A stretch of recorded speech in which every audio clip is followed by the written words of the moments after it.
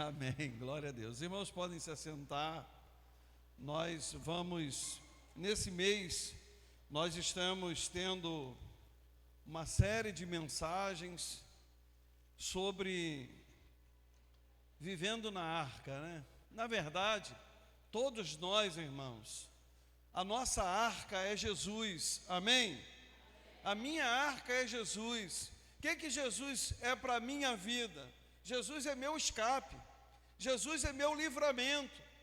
Eu estou livre do juízo, porque eu estou em Cristo, eu estou na arca, eu tenho o livramento, eu tenho a proteção. E aí nós temos estudado o livro de Gênesis, lendo a história de Noé, e nós vemos de que o juízo de Deus estava sobre a terra, toda a terra, e Deus salvou uma família, e essa família foi salva porque ela estava na arca. E se você está em Cristo, você está na arca. O nosso Senhor é o nosso exemplo, é o nosso mestre, é o Senhor das nossas vidas.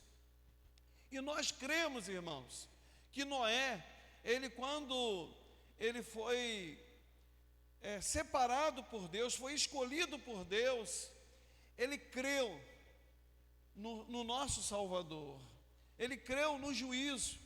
O livro de Hebreus, capítulo 11, versículo 7, diz de que ele temeu ao Senhor, ele creu quando o Senhor falou com ele sobre o juízo, que ele ia exterminar o homem por causa da violência. Havia aumentado muito a violência, os homens tinham se distanciado do Senhor, os homens não queriam mais saber nada do Senhor, e o Senhor então diz que eu vou destruir e vou acabar com a humanidade.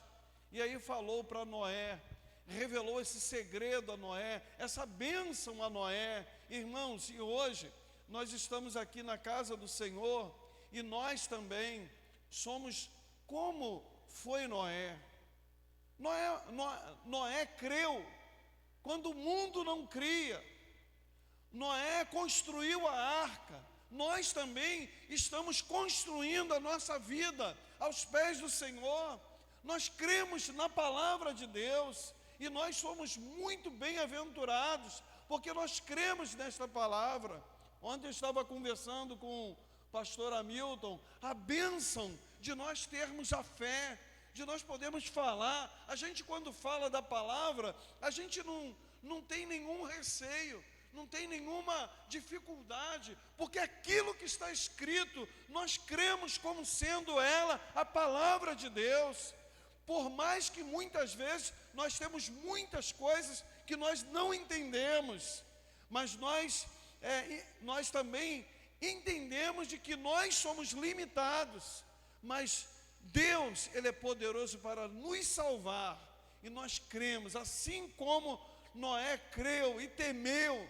Diz a Bíblia que ele creu e temeu ao Senhor, e ainda ele condenou o mundo, ou seja, ele ainda estava contra o mundo, contra a cultura do mundo, contra o costume do mundo, contra a vida do mundo. Irmãos, e nós também, como igreja, nós precisamos entender isto, de que nós precisamos de ser muito mais parecido com o Senhor Jesus, sermos parecidos com Ele, nós podermos ser testemunhas dEle.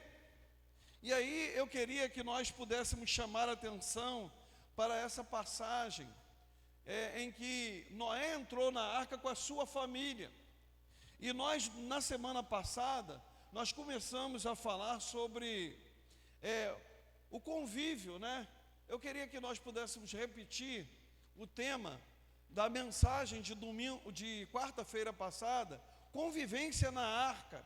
E a gente estava falando, olha só, como é que nós como igreja, nós precisamos de ter, nós somos de Cristo, e nós temos uma mentalidade diferente da do mundo, amém?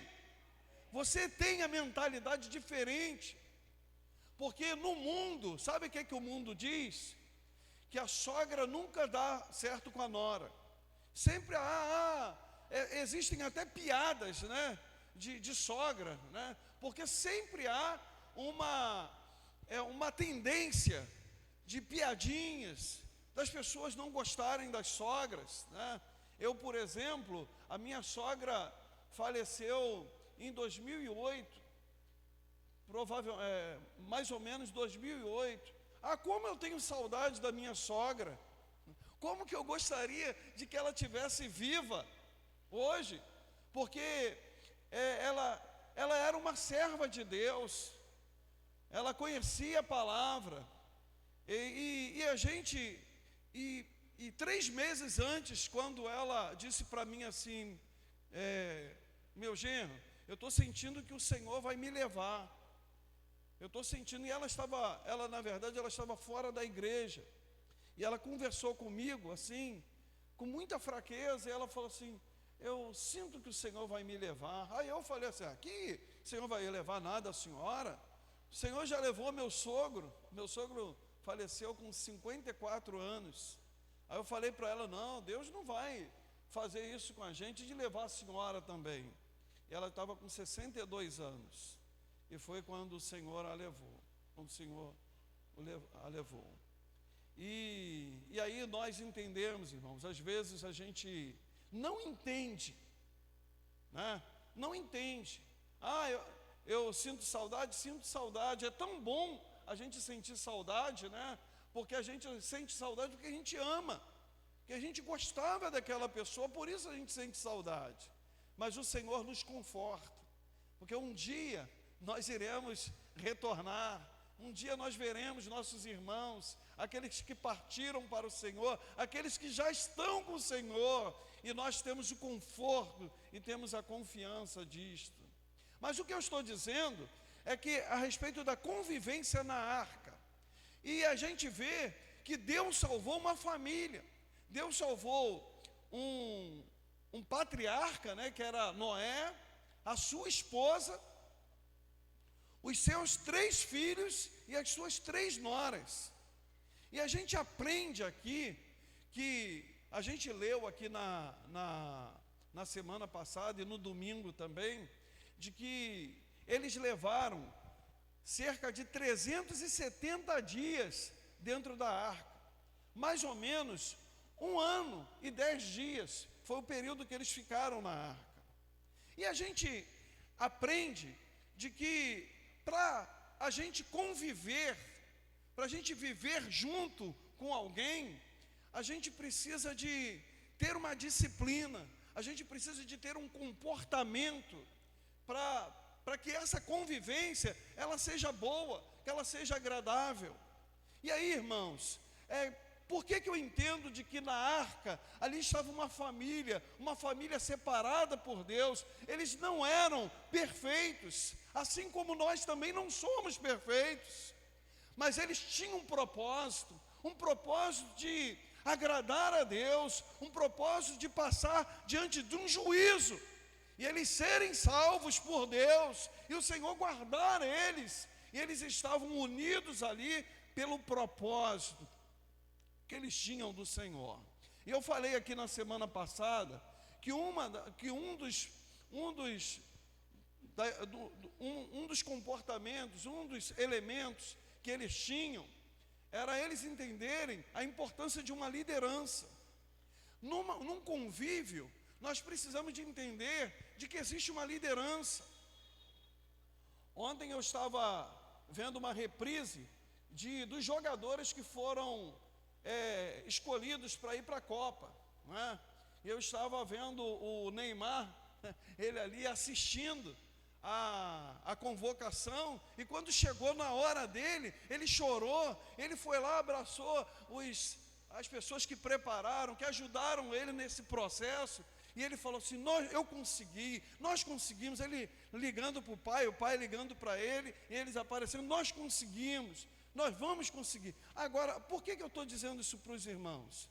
Porque na seleção existe uma liderança, tem um técnico, aquela pessoa que é mais responsável. Então, assim também dentro das nossas casas, nós temos uma liderança. Quem é a liderança da tua casa? Você precisa de valorizar essa liderança. Você precisa ouvir essa liderança. E esse é um comportamento, é uma iniciativa de Deus. É Deus que criou a liderança. Deus, Ele é a favor da organização, da ordem. E organização e ordem é bênção. E Deus faz assim, e nós assim também devemos viver em organização.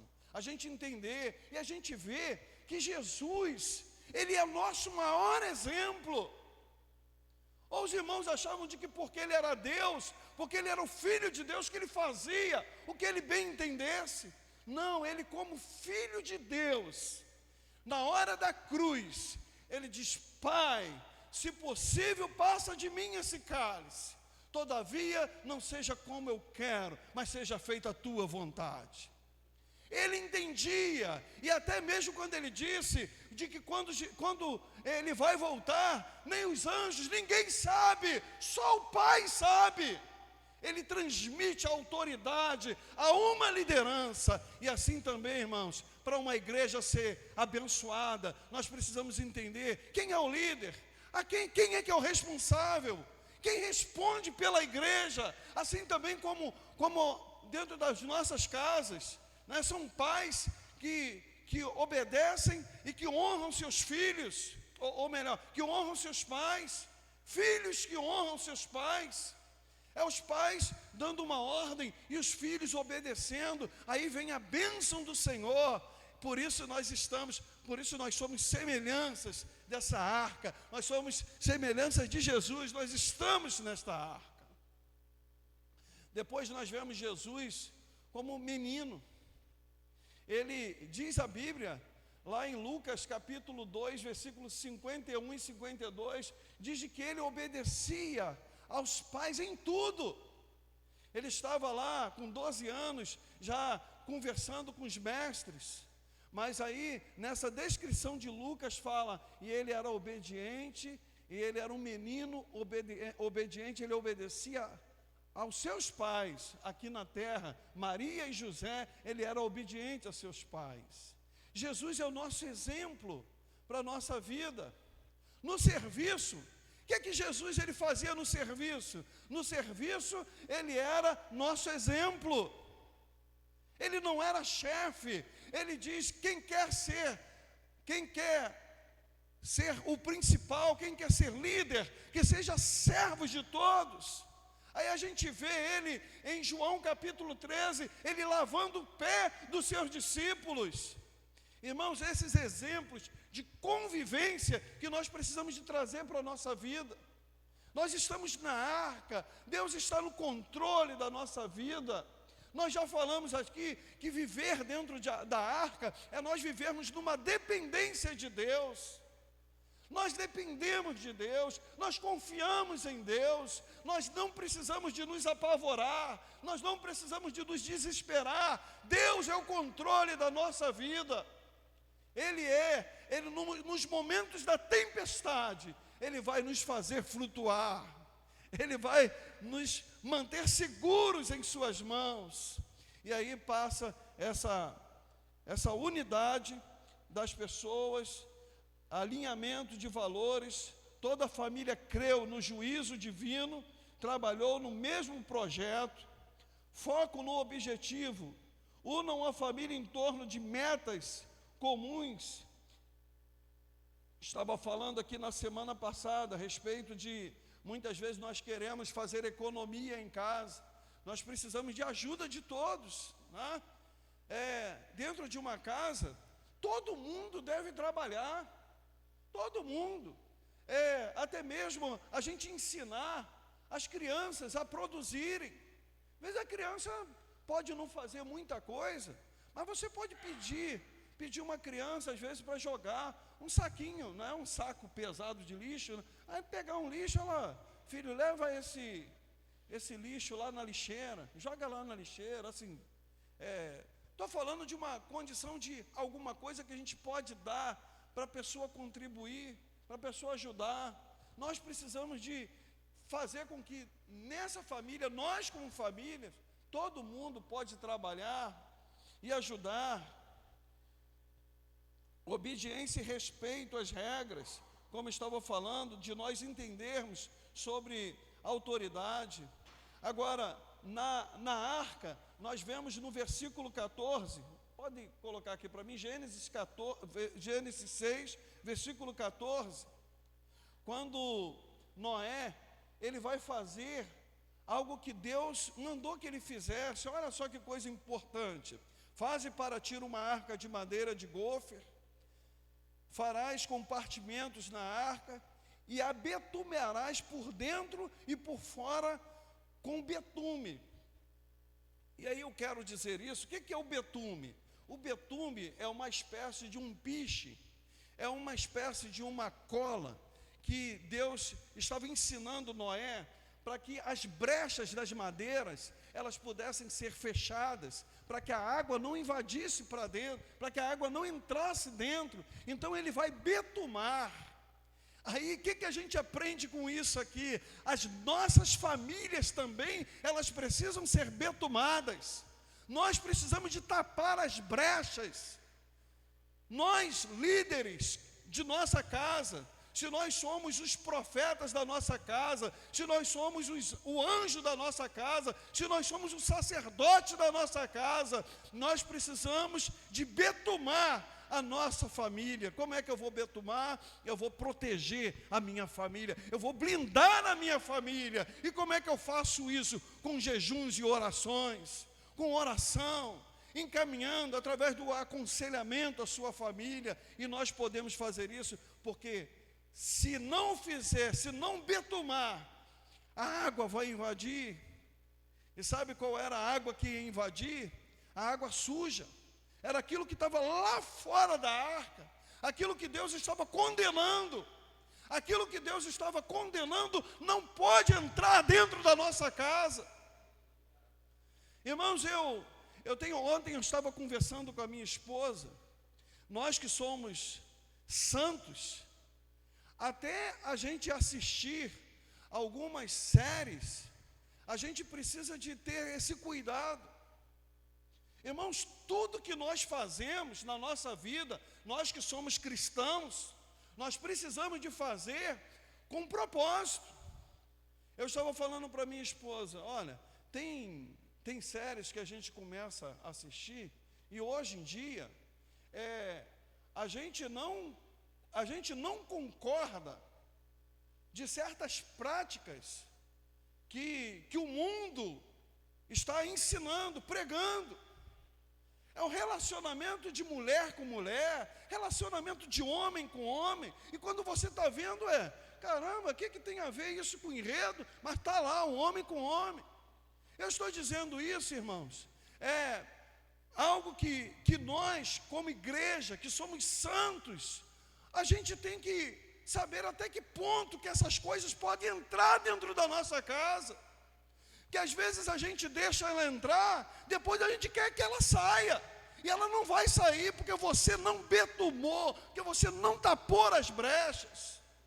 Então nós precisamos, irmãos, assim como Noé, ele betumou, ele tapou as brechas, nós também precisamos.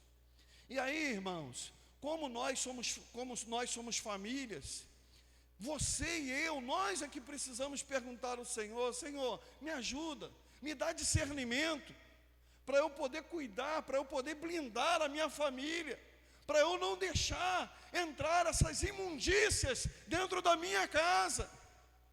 E então, irmãos, agora eu estou dizendo, irmãos, que tudo tem que ser com um propósito. Eu não estou aqui para julgar nem criticar a você. Você é que tem que ter o temor de Deus e você saber até que ponto que o Espírito Santo, ele concorda com aquilo que você faz. Mas eu, como pastor, eu tenho que trazer a palavra e tenho que trazer essa interrogação para a tua cabeça. Você tem que pensar sobre isso. Você precisa de decidir sobre aquilo que você quer para a tua família. O que você quer para a tua família? Você quer para a tua família santidade ou você quer imundícia para a sua família? Todos nós queremos santidade. Agora, santidade, nós precisamos de tomar decisão da santidade para as nossas vidas. Então, Noé, ele faz isso, ele blinda a sua casa. Betume espiritual e emocional. Noé vedou por dentro e por fora contra as águas corrompidas do mundo. Proteção do lar impeça fofocas, influências externas ruins ou estresse do trabalho que entre na sua casa. Também são coisas que nós não podemos aceitar na nossa casa. A gente tem que tomar como princípio. Você está falando mal de uma pessoa, você teria coragem de falar na presença dela?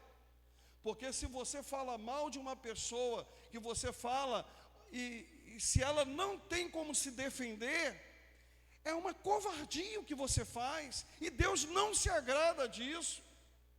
Você pode até orar pela pessoa, você pode até pedir a Deus pela vida da pessoa, mas não difamar, não ficar falando de uma coisa que é só uma propaganda da catástrofe, uma propaganda do mal, que a gente só está usando a nossa boca para agradar o inferno.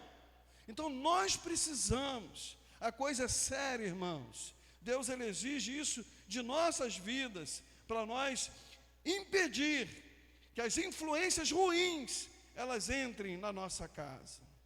Ambiente seguro. Resolva os conflitos internamente.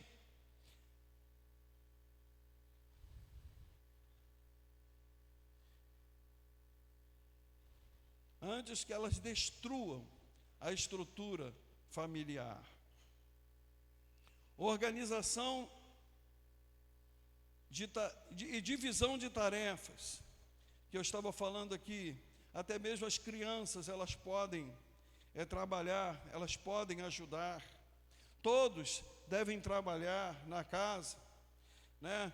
Graças a Deus que hoje nós não pensamos de uma forma machista, nem autoritária. Se eu chegar na casa de um irmão aqui, e ele estiver lavando louça, ou lavando roupa, ou lavando a casa, eu vou até parabenizar, porque ele está ajudando na tarefa, ajudando no serviço de casa. Antes, não, os homens não podiam cozinhar, a própria sociedade achava que isso não era papel. Hoje, irmãos, nós podemos ajudar a nossa esposa, você pode ajudar a sua esposa, né? A gente não pode deixar uma pessoa carregando peso demais. A gente tem que aliviar, ajudar, né? Se a nossa casa está bagunçada, se a gente está vendo que tem muito trabalho, a gente tem que dividir, né? Dividir. Agora também a esposa, né? Também tem que ter sabedoria, porque às vezes o esposo chega cansado, e aí não tem nada em casa, aí na verdade entra o estresse, né? Tem que haver o equilíbrio, né? A esposa tem que ser esforçada também, a esposa tem que trabalhar, ela deve, né? Não vou dizer ela tem, mas ela deve também ser aquela que seja a abençoadora, a bênção que evita os conflitos, né? Quer ver evitar o conflito na nossa casa? É quando a esposa já prepara aquela comida gostosa, aquela comida cheirosa, tira qualquer conflito em casa, né?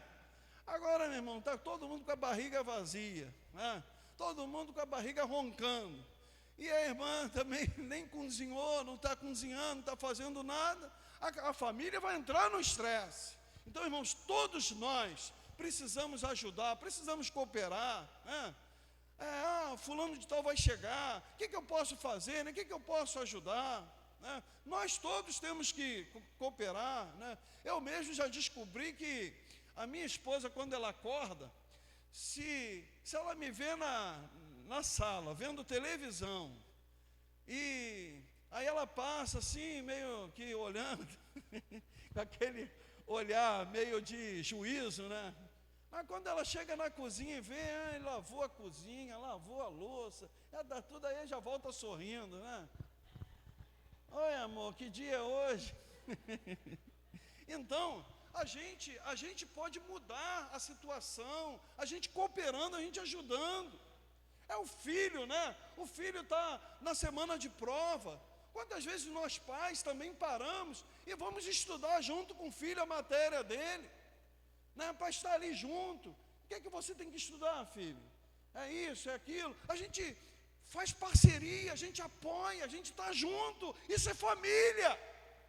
Isso é família. É um ajudando o outro, né? Todo mundo tem seus estresses, todo mundo tem os suas necessidades. Mas quando a família, um apoia o outro, irmãos, cumpre-se a palavra de Deus. Quando a gente lê lá o Salmo 133, ó quão bom e quão suave é que os irmãos vivam em união. Ó quão bom e quão suave, quando as pessoas vivem em união, a vida fica mais leve, a nossa carga fica mais leve, porque um pega de um lado, outro pega do outro, e aí é uma bênção, e nós precisamos nesse convívio, irmãos, nós podermos ser essa bênção. Quando a gente vai para um retiro, né, a gente tem esses momentos no retiro, né, onde vai distribuir as tarefas, né? É como se a gente estivesse numa arca, né? Aí um tem uma responsabilidade de lavar o banheiro, outro tem responsabilidade de ir para a cozinha, cada um, e nós precisamos de entender isso, que isso é uma bênção. Por quê? Porque Jesus é o nosso exemplo no serviço. Ele se apresenta para o serviço.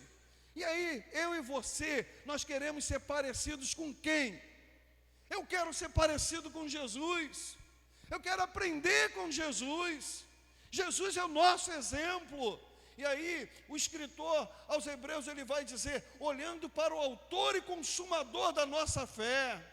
Irmãos, nós precisamos de ser parecidos com Jesus. Nós precisamos de ler a sua palavra e querermos ser iguais a Ele. E aí nós temos aqui, os irmãos sabem que os animais, 8 pessoas ficaram dentro da arca durante 1 ano. Eles tinham suas necessidades fisiológicas, eles precisavam de ir ao banheiro, eles precisavam de fazer suas necessidades, eles precisavam de se alimentar. Tudo isso foi organizado.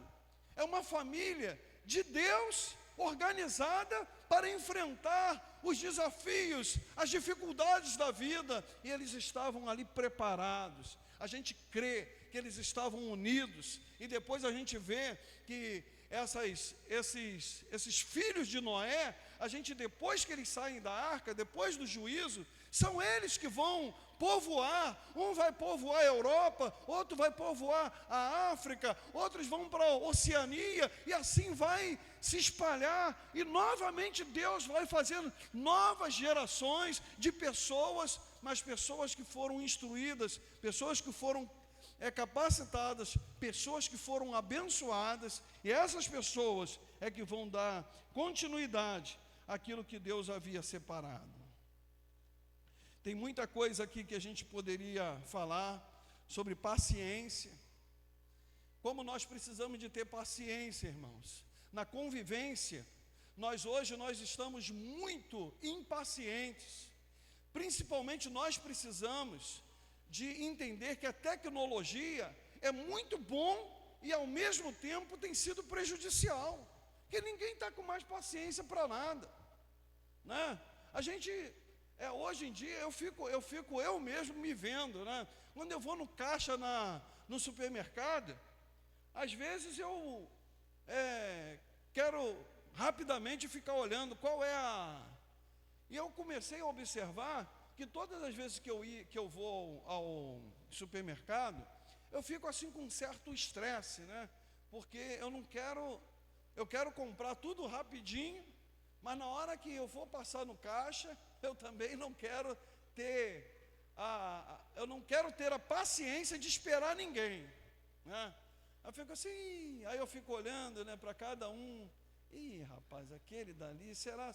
Eu já fico olhando o perfil das pessoas que estão na minha frente, né? Será se esse cara é rápido? Será se... Aí a gente fica vendo que a gente, irmãos, a gente precisa de olhar para nós mesmos e vermos que a gente às vezes a gente não está vivendo aquilo que o Senhor quer que a gente viva.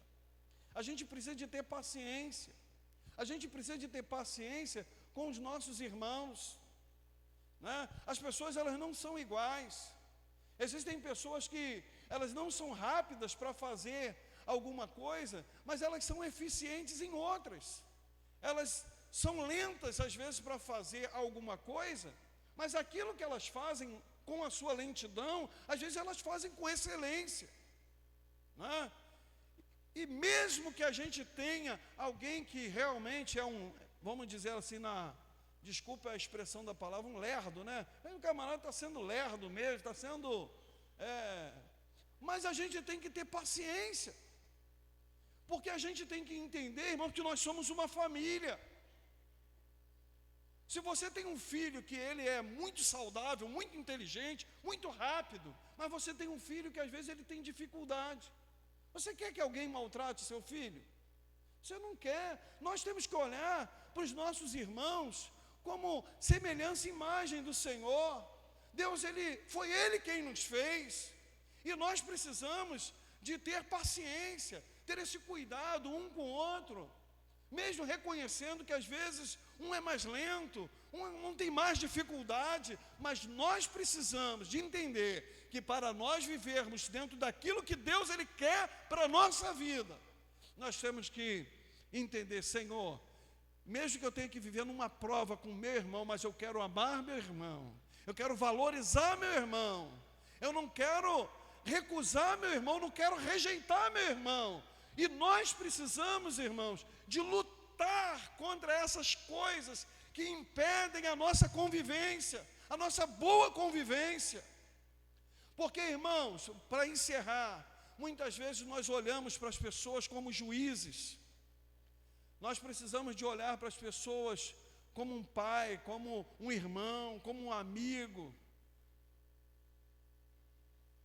Porque é assim que Deus Ele cuida de nós.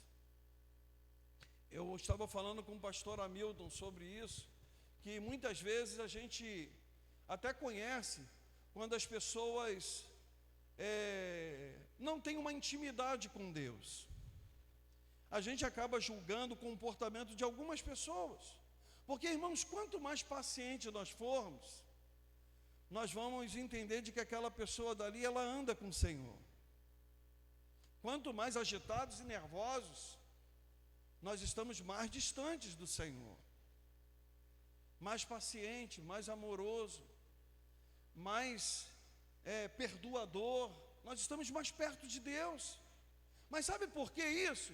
Porque você sabe o quanto você é perdoado. Se você anda com o Senhor, você sabe, eu não mereço isso, né? Às vezes a gente tem alguma coisa boa, ganhamos alguma coisa de bom, né? O irmão me vê, né, por exemplo, né, ver um carro, o pastor está com um carro, o pastor é abençoado, o pastor tem um apartamento, o pastor é abençoado. Irmãos, às vezes eu não merecia nada disso, eu não mereço nada disso, e eu entendo que eu não mereço. Talvez você esteja pensando equivocadamente, que eu merecia, que eu mereço. Às vezes tem muitas coisas que eu não mereço, mas que Deus, pela sua bondade e misericórdia, Ele me dá. E aí quando eu entendo isso, eu não me exibo, eu não vou exibir, eu vou dizer, é a graça de Deus, é o cuidado de Deus sobre a minha vida. Ontem eu estava falando para o irmão Roberto, que hoje venci um cartão meu, eu falei assim, gente, eu estou sem dinheiro, e como é que eu vou pagar esse cartão amanhã? Irmãos, por incrível que pareça, nunca aconteceu isso, mas ontem me aconteceu. Tinha um saldo positivo nesse cartão, porque aquela viagem que a gente ia fazer para o Recife, eles estornaram o valor, eu não tinha conseguido, tinha orado, Senhor, a gente não conseguiu cancelar, e foi uma prova, irmão, porque essa viagem ela foi comprada no dia que a pastora Neuza se acidentou. No mesmo dia eu tentei cancelar, não consegui cancelar. Aí eu tentei cancelar, aí a mulher do cartão liga para minha esposa não tinha entendido, falou assim, não, a gente comprou sim. Aí eu falei, mas era para dizer que não era para ter comprado. E aí, irmão, foi uma luta tremenda. Mas hoje eu estava falando para o irmão Roberto, gente, é Deus na nossa vida, porque estava lá, eu até perguntei à minha esposa, porque o cartão é no nome dela, eu falei assim, Raquel, dá para você dar uma olhadinha aí, liga para esse cartão, porque tinha que ligar, porque eu estava em dúvida, porque tinha de crédito no cartão, ainda com todas as dívidas, ainda tinha de crédito R$ 1.750. Eu falei, tem alguma coisa errada. E aí, irmãos, eu estava dizendo assim, até a bênção de não ter, e Deus dá de crédito na hora que você mais precisa. Deus, Ele te socorre. Esse é o Deus maravilhoso, irmãos, que nós servimos. A Ele toda a honra, toda a glória, todo o louvor, toda a adoração. Amém? Que o Senhor aplique essa palavra no nosso coração.